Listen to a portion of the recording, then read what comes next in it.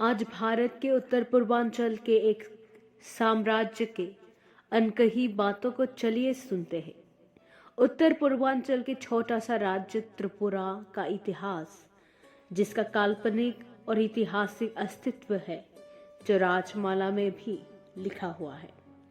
राजमाला त्रिपुरा साम्राज्य का एक क्रॉनिकल है, जो त्रिपुरा राज्य के 5000 साल पुराना होने का दावा करता है और कुछ ऐतिहासिकों के मुताबिक 3000 साल पुराना राज्य है त्रिपुरा।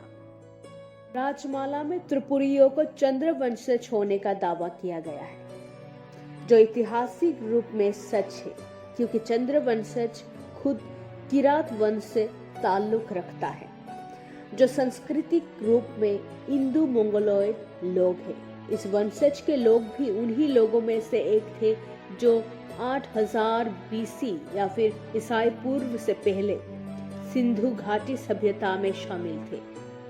और इस बात का प्रमाण भी पाया गया, क्योंकि मोहनजोदारो की खोज में मंगोलॉयड जाति के स्कल यानी मस्तक और मंगोलॉयड जैसे दिखने वाले टेराकोटा खिलौना भी पाया गया है। त्रिपुरा के सभी राजाओं के बारे में पीढ़ी दर पीढ़ी मौखिक रूप में चंताया द्वारा प्रचार किया गया।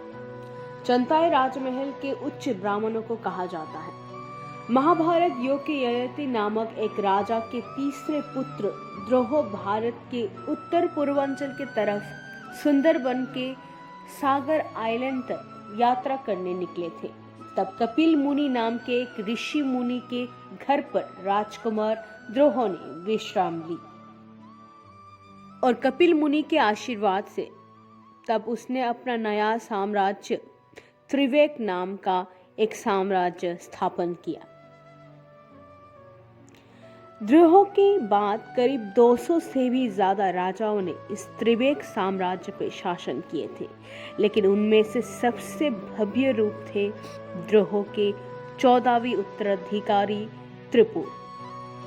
त्रिपुर बेहद क्रूर प्रकृति के थे, जिसके क्रूरता से बचने के लिए प्रजाओं ने महादेव से प्रार्थना की और महादेव ने उनकी प्रार्थना पर राजा त्रिपुर के प्राण ले लिए। उस समय त्रिपुर की पत्नी हिरावती गर्भवती थी। तब महादेव उसे आशीर्वाद देकर एक गुणी राजा को जन्म देने की वरदान दी, जो बाद में त्रिलोचन के नाम से जन्म ली। राजा त्रिलोचन महाभारत में युधिष्ठिर द्वारा आयोजित राजसूय बलिदान में भी शामिल हुए थे। हालांकि बाद में त्रिलोचन के उत्तराधिकारी अपने मूल राज क्षेत्र से अलग होकर त्रिपुरा में बसने लगे।